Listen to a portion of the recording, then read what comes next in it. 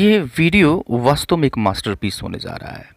Would यह कभी गागे का अर्थ दे देता है, कभी तातीती का अर्थ दे देता है, कभी ता होगा, ती होगी, ते होगा बताता है, कभी किया करता था ऐसा बताने लगता है, कभी इससे हम पोलाइटनेस शो करते हैं, किसी से रिक्वेस्ट कर लेते हैं पोलाइटली, या फिर कभी ये बताता है कि वह काम कर लिया होता, वह चला गया होता, एटसेट्रा एटसेट्रा। तो काफ़ी कंफ्यूजिंग हो जाता है।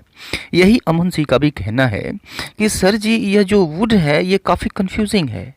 आप कुड हैव में फ़र्क बताया था, वो अब मुझे कभी नहीं भूलता है, ऐसा अमन जी का कहना है। तो आइए देखते हैं इस वुड को। अगर वीडियो को आपने अंत तक देखा तो अच्छी तरह से आप समझ पाएंगे और मेरा दावा है कि इसे आप कभी भूलेंगे नहीं। So let us start the video. तो वुड का हम फर्स्ट यूज़ देखते हैं जब यह ता होगा, ती होंगी या फिर ते होंगे का अर्थ देता है। राइट, इसको हम अच्छी तरह से समझने का प्रयास करते हैं। राइट, मान लीजिए कि आप दो भाई हैं। आपका एक भाई जो है वह आपके मामा के यहाँ चला गया गर्मी की छुट्टियों में और आप घर पे रह गए। वैसे मामा के यहाँ बड़ी मौज हुआ करती है। राइट, क्योंकि वहाँ पे पढ़ने को होता नहीं है, दिन भर खेलना होता है। नानी आपको तरह तरह के पकवान बना के देती है।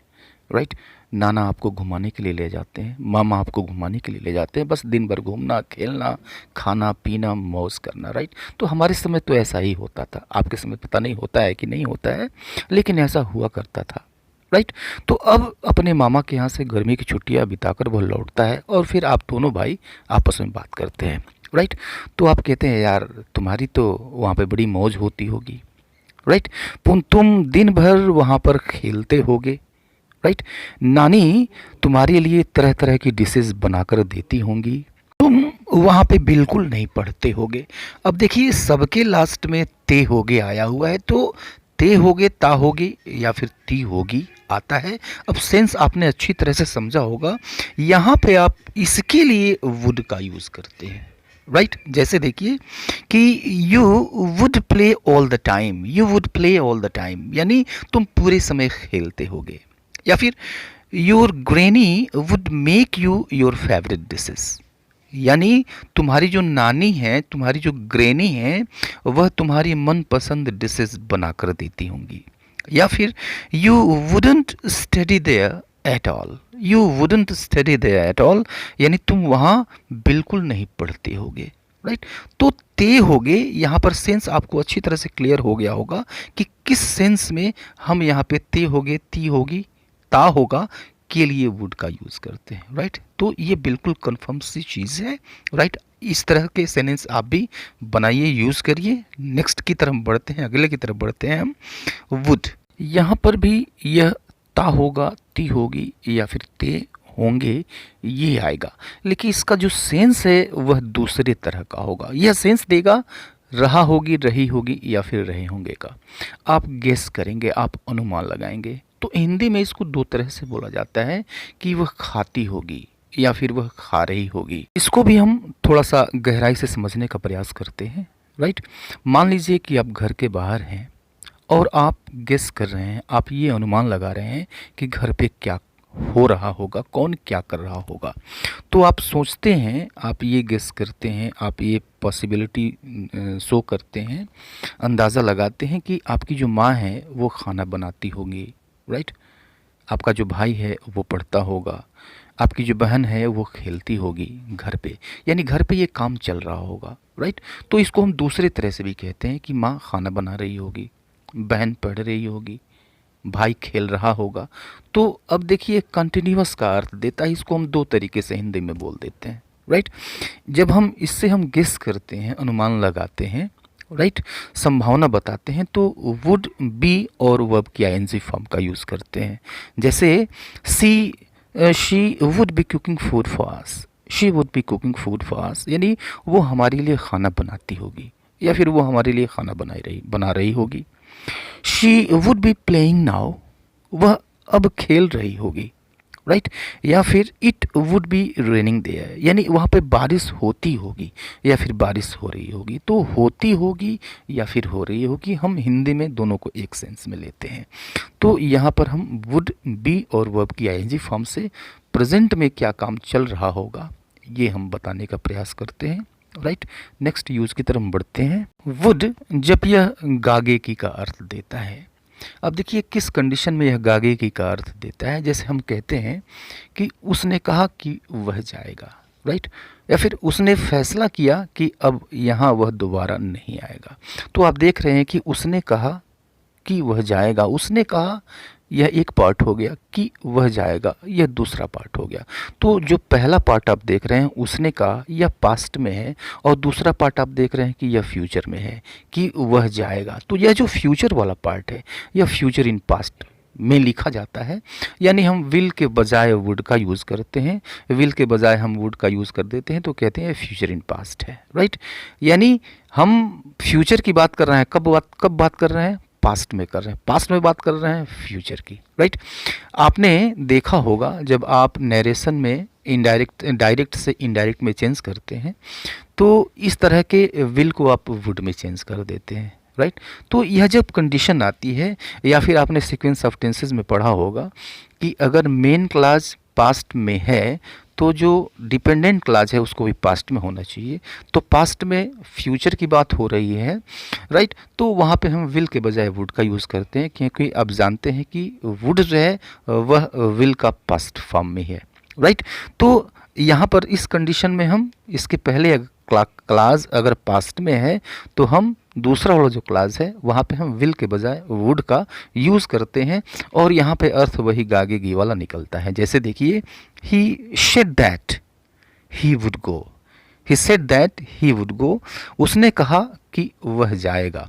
अब देखिए ही सेड उसने कहा, पास्ट में आपको दिख रहा है, दैट कंजंक्शन है ये, और फिर दूसरा क्लास आ गया ही वुड गो, कि वह जाएगा, राइट। यहाँ पे विल नहीं यूज़ कर सकते हम, यहाँ पे हमको वुड का यूज़ करना हो, क्योंकि पहला पास्ट में है तो यह भी पास्ट में होना चाहिए, फ्यूचर इन पास्ट, राइट।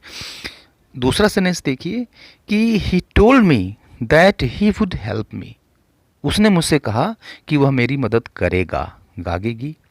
या फिर they decided that they would start a new business, यानी उन्होंने फैसला किया कि वे एक नया बिजनेस शुरू करेंगे। तो यहाँ भी कोई कंफ्यूजन नहीं है, इस कंडीशन में आप विल के बजाय वुड का यूज़ करते हैं, और फिर यह लास्ट में गागेगी का अर्थ, गागेगी वाला सेंस देता है। नेक्स्ट यूज़ हम वुड का देखते हैं।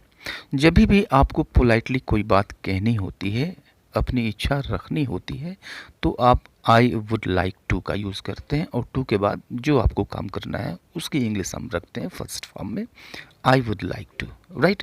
अब देखिए आपसे उम्मीद की जाती है कि आप सिविलाइज्ड रहें, बिहेवियर में, अपने वाणी से या फिर अपने मैनर्स से आप पोलाइटली व्यवहार करें। अब अगर कुछ दोस्त आप आपस में बात कर रहे हैं, या फिर कुछ लोग आपस में बात कर रहे हैं, अब आप वहाँ से जाना चाहते हैं, तो आपको डायरेक्टली ये नहीं कहना चाहिए आई एम गोइंग, राइट, ऐसा कहना बुरा माना जाता है।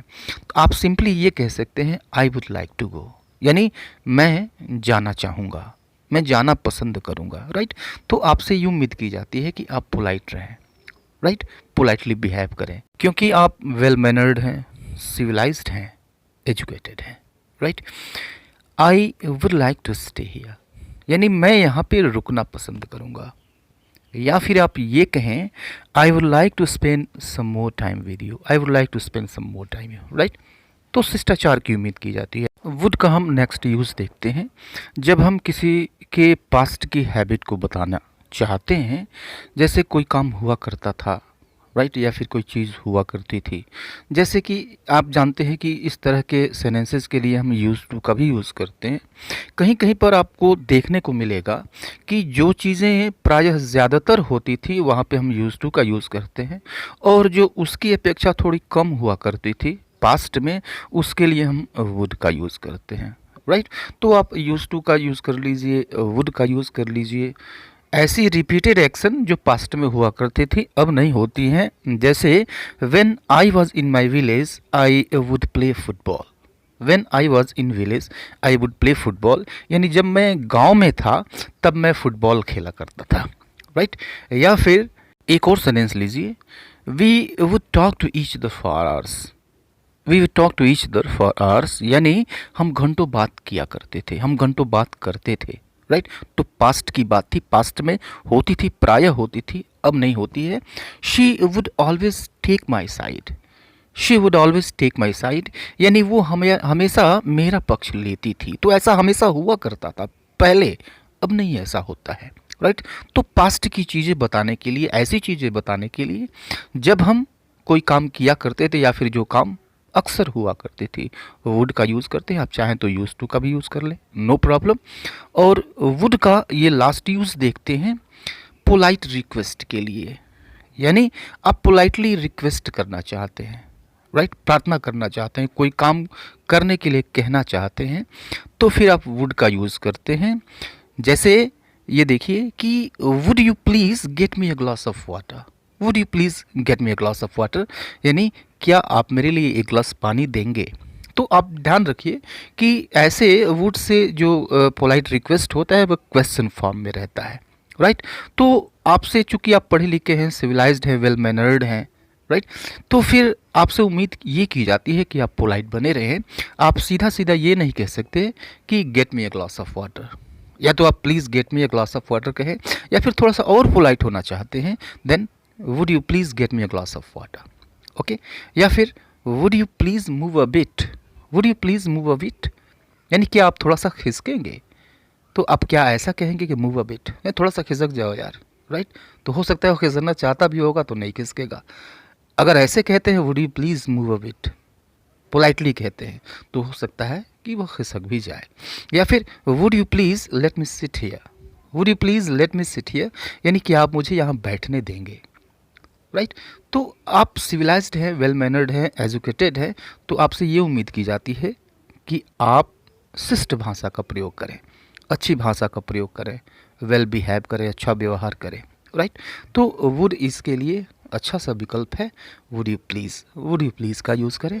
तो अभी के लिए इतना ही। मैं सोचता हूँ कि आपने इसे अच्छी तरह से समझा होगा। आप अपनी प्रतिक्रिया ज़रूर दीजिएगा। See you later in the next video.